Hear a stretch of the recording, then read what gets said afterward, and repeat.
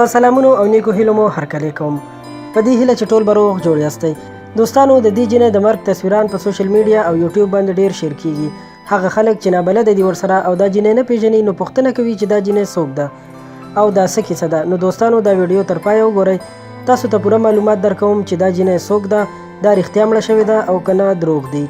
که تر اوسه مو زموږ چینل نوي سبسکرایب کړئ نو مهرباني وکړئ همدا اوس یې سبسکرایب کړئ او خوا کې ورسره د بیل نشان هم ووهئ. دوستانو، د دې جینۍ نوم علیشه دی او د پښتو په CD ډرامو کې کار کوي.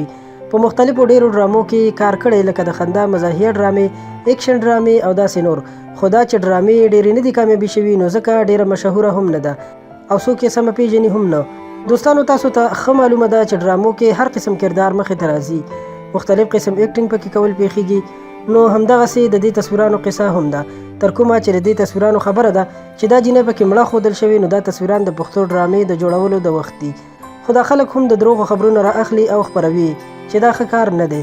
د دې ډرامې په اړه به درته ووایم چې د دې ډرامې نوم ګڼ کپان دی او دې جینۍ پکې کار کړی او د مړ کېدو اکټینګ کوي او په دې چل د خلکو نه پیسې وهي.